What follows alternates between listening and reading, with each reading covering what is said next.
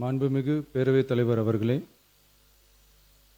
நம்மளோட குடும்பத்தில் இருக்கிற, நம்மளோட வீட்டில் இருக்கிற நம்ம பாட்டியை, நம்ம அம்மாவை, நம்ம அக்காவை, நம்ம தங்கச்சியை பற்றின ஒரு தீர்மானம்.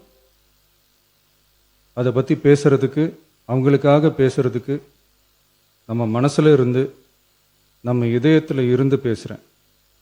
இதுக்கு முன்னாடி இந்த விஜய்க்கு கிடைச்ச இடத்துக்கும், இதுக்கு முன்னாடி இந்த விஜய்க்கு கிடைச்ச இடத்துக்கும் இன்னைக்கு இந்த விஜய்க்கு கிடைச்சிருக்கிற இடத்துக்கும் மிகப்பெரிய காரணமாக இருக்கிறதுல என்னோட பாட்டி, அம்மா, அக்கா, தங்கச்சிங்க தான் மிகப்பெரிய காரணம்ங்கிறத என்னால் மறுக்கவே முடியாது. அந்த நன்றி விசுவாசத்தோட, அப்படி ஒரு உணர்வோடு தான் இப்போது இங்கே நின்று பேசுகிறேன். பெருசாக பணம் இருந்துட்டா ஒரு வீட்டுக்கோ, பெரிய பொருளாதாரம் இருந்துட்டா ஒரு நாட்டுக்கோ பெரிய பேர் வந்துடும்னு சில பேர் நினைக்கலாம். ஆனால் உண்மையாகவே ஒரு வீட்டுக்கோ ஒரு நாட்டுக்கோ எப்போ பெரிய பேர் கிடைக்கும் தெரியுமா? அந்த வீட்டு பெண்கள் தனிப்பட்ட முறையில் சமூகத்தில் உயர்ந்தாதான் பெரிய பேர் ஒட்டுமொத்த சமூகத்துக்கே கிடைக்கும். நம்ம தமிழ்நாட்டு மண்ணில் சங்க காலத்தில் இருந்த அன்னைக்கும் சரி இன்றைக்கும் சரி மிகப்பெரிய அடையாளமாக இருக்கிற பெண் ஆளுமைகள் நிறைய பேர் இருக்காங்க. ஔவையார், காக்கை, பாடினியார்னு சங்க காலத்து ஆளுமைகள், கண்ணகி, மணிமேகலை, குண்டலகேசி, இவங்கெல்லாம் இலக்கியத்தில் நிலைச்சி நிற்கிறவங்க. ஆண்டாள், காரைக்கால் அம்மையார், இவங்கெல்லாம் ஆன்மீகத்திலையும் இலக்கியத்திலையும் உயர்ந்த இடத்துல இருக்கிறவங்க.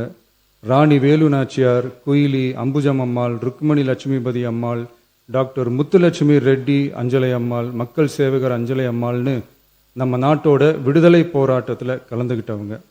நம்ம தமிழ்நாட்டு பெண் ஆளுமைகள் நிறைய பேர் இருக்காங்க. சுதந்திர போராட்டத்தில் இருந்து சமூக நீதி போராட்டம் வரைக்கும் கலந்துக்கிட்டவங்க தான் நம்ம தமிழ்நாட்டு பெண்கள். அது மட்டுமா, கல்வி, அறிவியல், அரசியல், நீதி, நிர்வாகம், தொழில்நுட்பம்னு எல்லா டிபார்ட்மெண்ட்லேயும் இன்னைக்கு நம்ம தமிழ்நாட்டு பெண்களோட பங்களிப்பு பெருசாக இருக்குன்றத யாரும் மறுக்கவே முடியாது. அப்படிப்பட்ட நம்ம வீட்டு பெண்களுக்கு அரசியல்லையும் முன்னேற வழிவகை செய்யணும். அதுக்கு உரிய இடஒதுக்கீடு வழங்கணும். பெண்களுக்கு இடஒதுக்கீடு தர்றது ஏதோ சலுகைன்னு நினைச்சிடக்கூடாது. சமூக நீதி சார்ந்தது, அரசியல் அமைப்பு சார்ந்தது. மாண்புமிகு பேரவைத் தலைவர் அவர்களே, நம்ம நாட்டோட மக்கள் தொகையில் ஏறக்குறைய பாதி பேர் பெண்கள் தான். அதனால அனைத்து நிலைகள்லையும் பெண்களுக்கு சம அந்தஸ்து வழங்கப்படணும். அரசியலமைப்பு சட்டமும் அவங்களுக்கு சமத்துவ உரிமையை வழங்கித்தானே இருக்கு. நம்ம தமிழ்நாட்டை எடுத்துக்கிட்டாலும் ஆண்களை விட பெண்கள் தான் அதிகம்.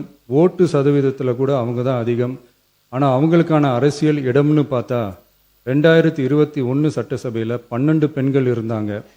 இப்போ இந்த 2026 சட்டசபையில் 23 பெண்கள் இருக்கிறாங்க.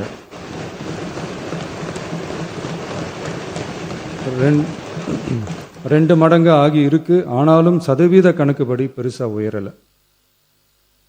மாண்புமிகு பேரவைத் தலைவர் அவர்களே, ஒன்றிய அரசு 2023ஆம் ஆண்டு மக்களவை, அனைத்து மாநில சட்டமன்றங்கள் மற்றும் டெல்லி யூனியன் பிரதேச சட்டமன்றத்தில் பெண்களுக்கென 1/3 தொகுதி ஒதுக்கீட்டை கட்டாயமாக்கி 106வது அரசியல் சாசன திருத்த சட்டத்தினை 2023 செப்டம்பர் 28 நிறைவேற்றி 2026 ஏப்ரல் 16 முதல் நடைமுறைக்கு வந்துள்ளது. இருப்பினும் மேற்படி தொகுதி ஒதுக்கீடானது மக்கள் தொகை கணக்கெடுப்பு மற்றும் அதை தொடர்ந்து நடக்கும் தொகுதி மறுவரையறை பணிகளுக்கு பிறகுதான் முழுமையாக நடைமுறைக்கு வரும் என்று தெரிவிக்கப்பட்டுள்ளது. மேலும் ஒன்றிய அரசு 2026ஆம் ஆண்டு 131வது அரசியல் சாசன திருத்த சட்ட மசோதாவையும் 2026ஆம் ஆண்டு தொகுதி மறுவரையறை சட்ட மசோதாவையும் தாக்கல் செய்து 2026 ஏப்ரல் 17 3/2 உறுப்பினர்களில் ஆதரவு இல்லாமல் மசோதா நிறைவேறவில்லை. அவ்வாறு மக்கள் தொகை கணக்கெடுப்பு மற்றும் தொகுதி மறுசீரமைப்புடன் பெண்களுக்கான தொகுதி ஒதுக்கீட்டை இணைப்பதால் அதனை நடைமுறைப்படுத்த மேலும் பல ஆண்டுகள் காலதாமதம் ஆகலாம். மாண்புமிகு பேரவைத் தலைவர் அவர்களே, நாடாளுமன்றம் மற்றும் மாநில சட்டமன்றங்களில் மகளிருக்கென 1/3 தொகுதி ஒதுக்கீட்டு செய்து சட்டம் நிறைவேற்றப்பட்டிருந்த போதிலும் அதனை நடைமுறைப்படுத்துவதில் ஏற்படும் கால தாமதத்தினால் அச்சட்டம் நிறைவேற்றப்பட்டதன் நோக்கம் நிறைவேறாமல் காலம் தாழ்த்தப்படும் சூழ்நிலை உருவாகியுள்ளது. இது பெண்களின் அரசியல் உரிமையை மறுக்கும் செயலாகும். எனவே மகளிருக்கான தொகுதி ஒதுக்கீட்டை மக்கள் தொகை கணக்கெடுப்பு மற்றும் தொகுதி மறுவரையுடன் இணைத்து அதனை ஒத்திவைக்க கூடாது. மேற்படி தொகுதி ஒதுக்கீட்டை விரைந்து நடைமுறைப்படுத்துவதற்கு உரிய நடவடிக்கைகள் எடுக்கப்பட வேண்டும் என தமிழ்நாடு அரசு ஒன்றிய அரசை வலியுறுத்துகிறது. மாண்புமிகு பேரவைத் தலைவர் அவர்களே, நம்ம டிவிகே அரசு பெண்களுக்கான அரசியல் அதிகாரம் வழங்குறதுல முன்னோடி மாநில அரசாதான் இருக்கு. 4 பெண் அமைச்சர்கள் இருக்கிறாங்க. பெண்கள் பாதுகாப்புக்கு சிங்கப்பெண் சிறப்பு அதிரடிப்படை இருக்கு. பெண்களுக்கான பாதுகாப்புல, பெண்களுக்கான இம்பார்ட்டன்ஸ்ல டிவிகே அரசு ரொம்ப கவனமாக தான் இருக்கு. இனியும் அப்படிதான் இருக்கும். உள்ளாட்சியில பெண்களுக்கு 50% இடஒதுக்கீடு கொடுத்ததும் இன்னைக்கு ஆயிரக்கணக்கான பெண்கள் மக்கள் பிரதிநிதிகளாக மாறி இருக்காங்க. அவங்களோட தலைமை பண்பும் ப்ரூவ் ஆகி இருக்கு. அதே மாதிரி பெண்களோட வெற்றியை சட்டமன்றத்திலையும் பார்லிமெண்ட்லையும் எக்ஸ்டெண்ட் பண்ண வேண்டிய நேரம் வந்துருச்சு. மாண்புமிகு பேரவைத் தலைவர் அவர்களே, இன்று இந்த பேரவையின் வாயிலாக பெண்களுக்கான 33% இடஒதுக்கீட்டை இனியும் தாமதிக்காமல் நடைமுறைப்படுத்த வேண்டும் என்று ஒன்றிய அரசை வலியுறுத்துகிறோம். இது பெண்களுக்கான சலுகை இல்லை, இது அவர்களுடைய ஜனநாயக உரிமை. இது ஒருவருக்கான வெற்றி அல்ல, இது இந்திய ஜனநாயகத்தின் வெற்றி. ஒரு பெண் அதிகாரம் பெறும்போது ஒரு குடும்பம் உயர்கிறது. ஆயிரக்கணக்கான பெண்கள் அதிகாரம் பெறும்போது ஒரு நாடே உயர்கிறது. மக்கள் தொகை கணக்கெடுப்பு மற்றும் தொகுதி மறுசீரமைப்புடன் பெண்களுக்கான தொகுதி ஒதுக்கீட்டை இணைப்பதால் ஏற்படும் காலதாமதத்தின் காரணமாக பெண்களுக்கான தொகுதி ஒதுக்கீட்டை ஒத்திவைக்க கூடாது என்றும் அதை விரைவாக அமல்படுத்த தகுந்த அரசியலமைப்பு மற்றும் சட்டப்பூர்வ நடவடிக்கைகள் எடுக்கப்பட வேண்டும் என்றும் தமிழ்நாடு அரசு ஒன்றிய அரசை வலியுறுத்துகிறது.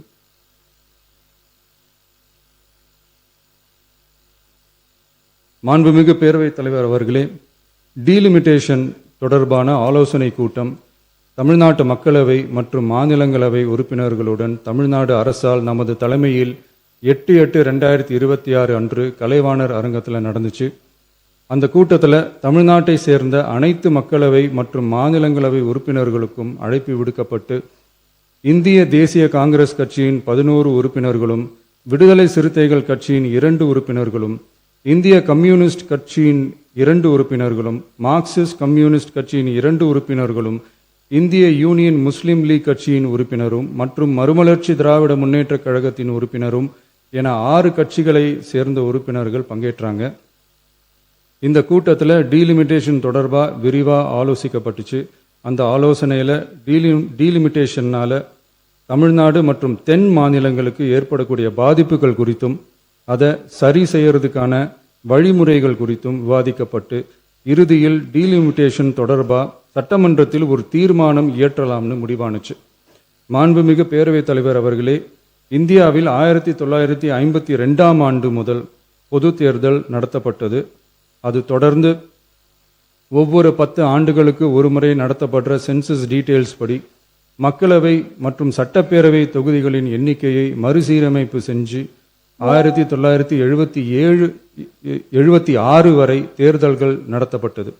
இந்த நிலையில் 1976ஆம் ஆண்டு 42வது அரசியலமைப்பு சட்ட திருத்தப்படி மக்கள் தொகையை சிறப்பாக கட்டுப்படுத்தும் மாநிலங்களுக்கு டீலிமிட்டேஷன் காரணமாக மக்களவை உறுப்பினர் எண்ணிக்கையில் எந்தவித பாதிப்பும் ஏற்படக்கூடாது என்பதற்காக அடுத்த 25 வருஷத்துக்கு 1971ஆம் ஆண்டு சென்சஸ் படி பாராளுமன்ற உறுப்பினர்களின் எண்ணிக்கை வைக்கப்படும்னு சட்டம் இயற்றப்பட்டது.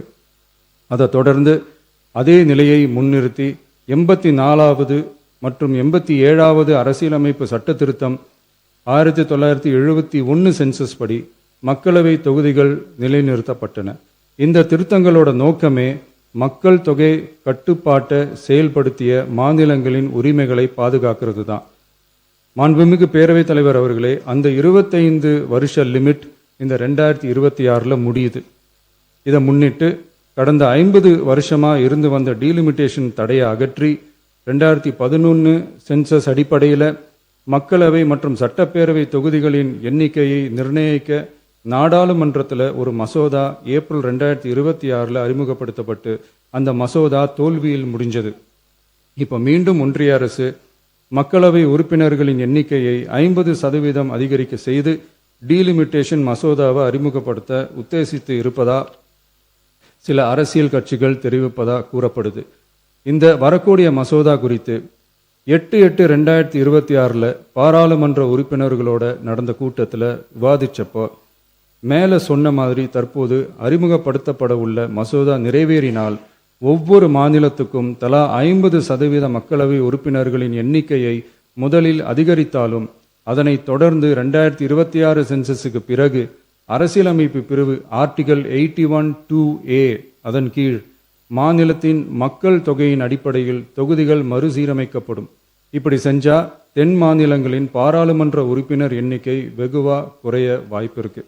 கடைசியில் மக்கள் தொகை கட்டுப்பாட்டை சிறப்பாக செயல்படுத்தின தமிழ்நாடு உள்ளிட்ட தென் மாநிலங்களுக்கு பெரும் அரசியல் பிரதிநிதித்துவ அநீதி இழைக்கப்படும். சர்வ வல்லமை பெற்றதா டீலிமிட்டேஷன் ஆணையம் இருக்கு.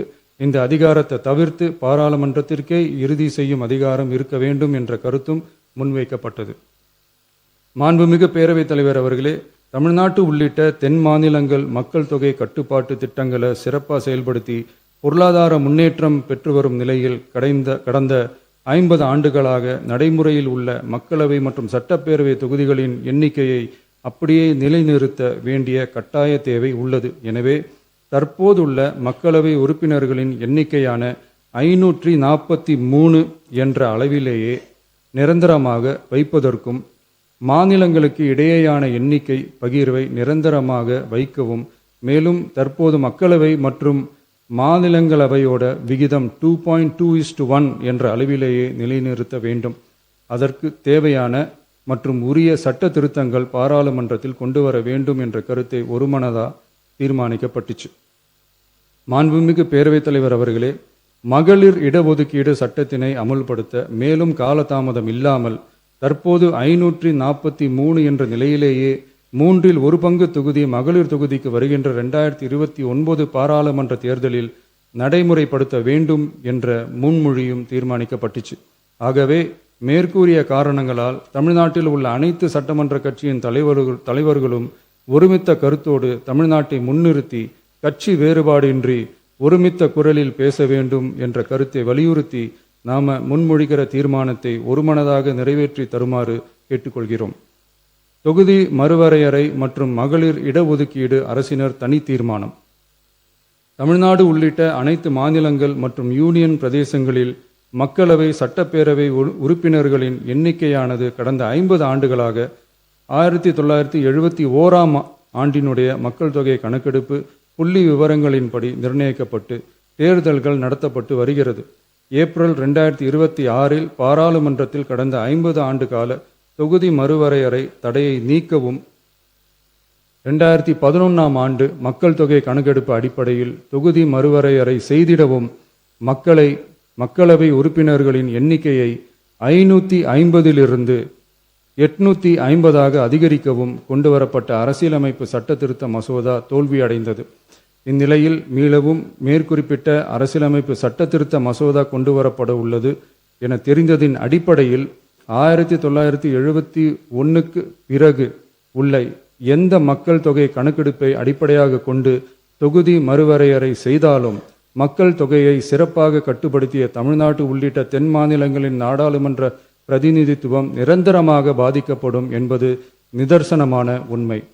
ஒன்றிய அரசு அளித்த உறுதியின்படி மக்கள் தொகை கட்டுப்பாட்டு திட்டங்களை சிறப்பாக செயல்படுத்தி நல்ல பொருளாதார வளர்ச்சி கண்டு நல்ல சுகாதாரம் மக்கள் நல திட்டங்களை மேற்கொண்டு வரும் எந்த ஒரு மாநிலமும் தொகுதி மறுவரையால் பாதிக்கப்படாமல் பார்த்து கொள்வது ஒன்றிய அரசின் தலையாய கடமையாகும்.